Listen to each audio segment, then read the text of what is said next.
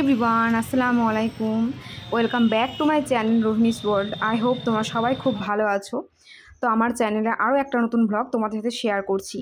তো কিছুদিন আগে হাজব্যান্ডের হাতে একটা কাজে বেরিয়েছিলাম, সেখানে কাজটা খুব তাড়াতাড়ি হয়ে যাওয়ার কারণে ভাবলাম যে চলো কোথাও থেকে ঘুরে আসি। কাজটা তো করে ফেলেছি, আর এত তাড়াতাড়ি বাড়ি যাওয়ার ইচ্ছেই ছিল না। তো হাজব্যান্ড বললো চলো কোনো একটা রেস্টুরেন্টেই যাই। তো চলে আসলাম রেস্টুরেন্টে, যার নাম ছিল ব্লু স্পাইস। তো ভাবছিলাম অনেকদিন ধরে আসবো, তো আজকেই চলে আসলাম যে দেখি এখানকার খাবার কোয়ালিটি কেমন বা কী কী খাবার পাওয়া যায়। তো সেই জন্যই বা অ্যাম্বিয়েন্সটাই কেমন একটু চেক করার জন্য আসলাম, আর যদি ভালো লাগে তো আবার আসবো। তো এখানে মেয়ে, আমি আর হাজব্যান্ড চলে এসেছি। তো বসে আছি, এখানে খাবার অর্ডার করব।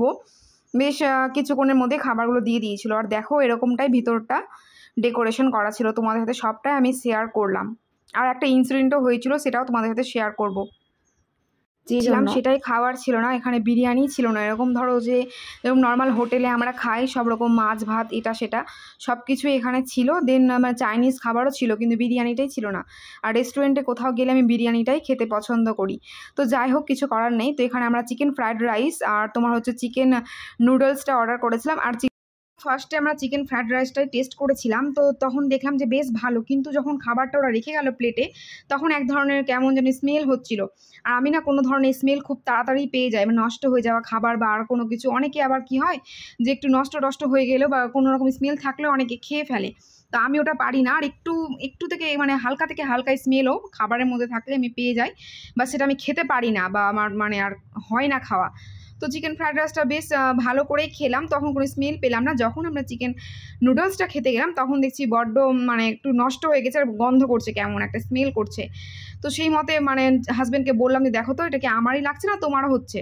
তো দেখো খেতে খেতে এখন এই গল্পগুলোই করছিলাম। তো হাজব্যান্ড বললো যে না, সত্যি একটু নষ্টর মতো হয়ে গিয়েছে।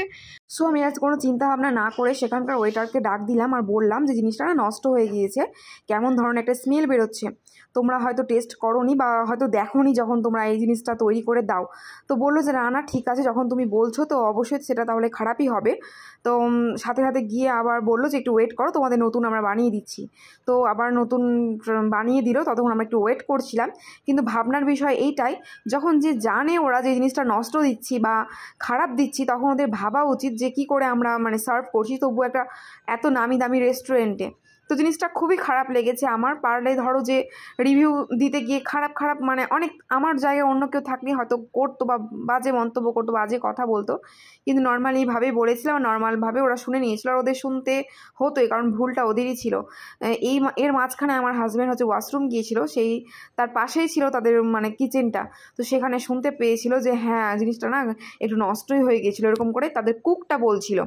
তো দেখলাম যে জিনিসটা মানে কেমন ধরনের, মানে যেমন তেমন করে দিয়ে দিলেই হলো, কিন্তু টাকাটা তো ঠিকই নিবে। তো এরকমটাই হয়েছিল এখানে রেস্টুরেন্টটাতে। তোমাদের সাথে কি কখনো এরকমটা হয়েছে? হলে অবশ্যই কমেন্ট করে জানিও। সো ভিডিওটা ভালো লাগলে অবশ্যই লাইক কমেন্ট শেয়ার করতে ভুলো না কিন্তু। আর অনেক অনেক অনেক ভালোবাসা দিও। বাই।